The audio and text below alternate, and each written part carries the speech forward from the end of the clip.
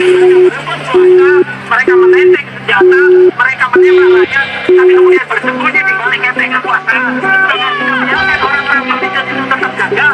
Saya kira tidak, mereka gagal untuk gagal. Mereka hanya ingin maju. Tapi dalam tubuh mereka adalah sesuatu terhinaan. Genap 20 tahun setelah kepergian Munir, namun tampaknya keadilan masih belum ditegakkan. Ending dari kasus ini sebenarnya bukanlah sebuah epilog dari karya atau pelaku, melainkan sedang memasuki era plot twist. Penetapan Polikarpus sebagai tersangka seolah menjadi penutup yang telah disetting demi melindungi kepentingan kelompok tertentu. Masyarakat Indonesia tentu tidak bodoh. Berbagai upaya terus dilakukan untuk mengungkap aktor utama di balik kasus ini. Kelihatannya Munir adalah tokoh terdekat terhadap sosok kepahlawanan. Karena Munir bisa aja hidupnya nyantai, hidupnya lebih enak, bisa aja. Tapi Munir memilih untuk mengurangi kenyamanannya karena beliau melihat ada orang-orang lain yang mesti dibela. Namun apa daya, masyarakat sipil akan selalu kalah dengan penguasa. Rakyat sipil yang merasa terbantu dengan sosok Munir akhirnya hanya bisa menyuarakan ketidakadilan ini di media massa. Mereka ramai-ramai mengungkap kejanggalan demi kejanggalan dalam kasus kematian Munir dengan harapan salah satu pendiri kontras ini bisa mendapatkan keadilan meski raganya tidak lagi di dunia. Salah satu tokoh pemberani itu adalah Dr. Abdul Munim Idris. Ia seorang pakar forensik terkemuka di Indonesia. Dengan menggunakan ilmunya, beliau menuangkan buah pemikirannya terhadap kasus kematian Munir ke dalam sebuah buku berjudul. Ia mengungkapkan peristiwa yang dialami sejak kematian Munir diinformasikan kepadanya, serta dugaan skenario dari sutradara yang hingga saat ini masih dirahasiakan atau mungkin tidak akan terungkap. Tidak hanya pernyataan dari Dr. Abdul Mumin Idris, kesaksian keluarga almarhum Munir juga mendukung dugaan kuat adanya skenario politik. Lucunya, dengan produser dan sutradara yang tidak mumpuni, serta aktor utama yang tidak berbakat. Namun karya ini seperti terus mendapatkan nominasi dan penghargaan. Ya, bagaimana lagi jika panitia dan jurinya adalah mereka-mereka sendiri, bukan penikmat film itu.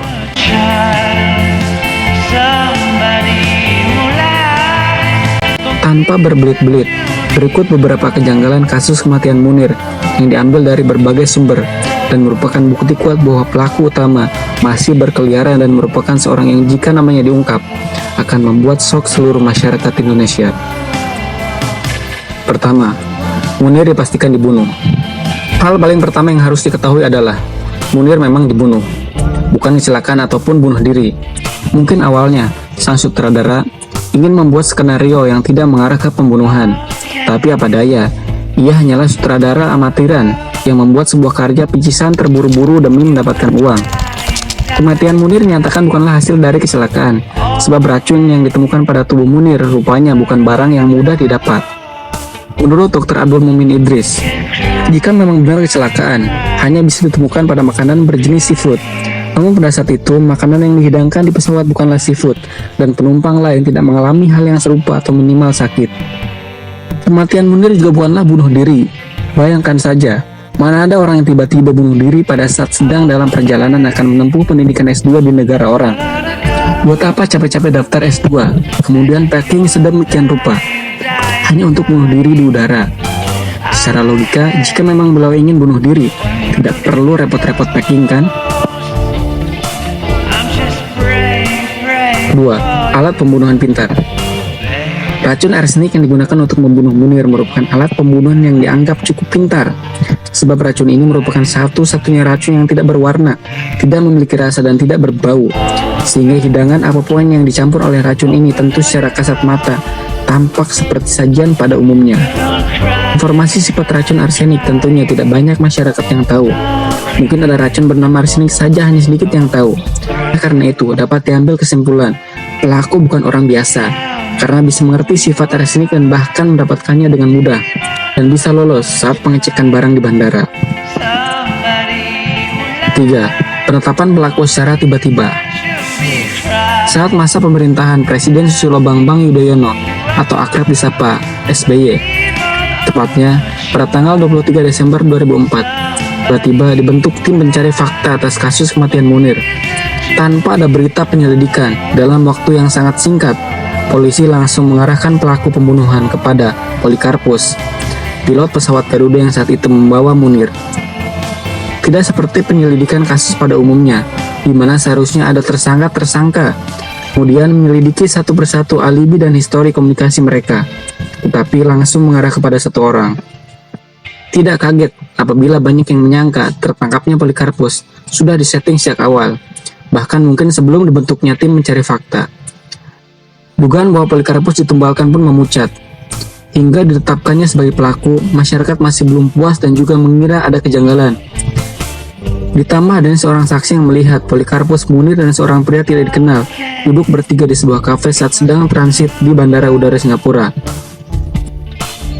SBY pun dicurigai terlibat dalam pembunuhan Munir. Bentukan tim mencari fakta diduga hanya untuk mendapat simpatisan masyarakat, seolah beliau peduli dengan Munir dan peduli dengan keadilan, sekaligus untuk mengakhiri desakan sebagai pihak untuk mengusut tuntas kasus kematian pria kelahiran Malang tersebut. 4. Hasil forensik tim janggal. Dalam bukunya yang berjudul Ex-Piles, Dr. Abdul Mukmin Idris mengungkapkan bahwa pada awalnya beliau diajak oleh seorang polisi untuk berangkat ke Belanda dengan tujuan melakukan otopsi jenazah Munir. Namun saat itu ditolak, karena menurut beliau untuk apa pergi ke Belanda jika penyebab kematian sudah diketahui. Lebih baik ia melakukan otopsi saat jenazah sudah dikirim kembali ke Indonesia. Polisi tersebut sempat merayu ahli forensik ternama ini dengan iming-iming lumayan dapat uang jajan, tapi tetap dengan tegas ditolak, sehingga oknum polisi itu mengajak dokter forensik lain untuk menjadi bagian dalam tim dan berangkat bersama ke Belanda. Dr. Abdul Mukmin Idris sempat heran saat hasil forensik tim keluar. Konon katanya racun arsenik masuk ke tubuh Munir melalui jus yang diminumnya. Padahal menurut beliau sifat arsenik akan larut dalam air panas atau hangat. Ia akan mengendap jika dicampur dengan air dingin. Secara logika, jus akan selalu disajikan dalam keadaan dingin atau minimal air suhu ruang. Hasil forensik dinyatakan janggal, seperti seolah dibuat seperti itu untuk menutupi sesuatu, dan jika dibuka yang sebenarnya, akan mengarah kepada seorang sutradara. Merujuk pada pengetahuan ahli forensik Indonesia, waktu bekerja arsenik hingga berhasil menggerogoti tubuh korban adalah berkisar 30 menit. Dr. Abdul Mukmin Idris sempat curiga ketika tim forensik Munir mengatakan bahwa arsenik dalam tubuh Munir tersebut bekerja selama 90 menit sejak masuknya. Beliau mencoba menarik mundur dari waktu kematian Munir, yaitu dari sekitar jam 12.10 WIB. Dari urutan oleh TKP, beliau mencurigai bahwa kafe tempat Munir duduk menunggu keberangkatan selanjutnya adalah tempat eksekusinya. Di saat itu pula, seorang saksi sempat melihat Munir bersama Polikarpus dan seorang pria asing. Jika hasil forensik memutuskan bahwa Munir meninggal dalam pesawat 2 jam sebelum mendarat, maka tentu tidak mungkin Polikarpus pelakunya, sebab pilot yang bertugas ledakan tersebut tidak ikut penerbangan ke Belanda. Ia hanya berhenti di Singapura.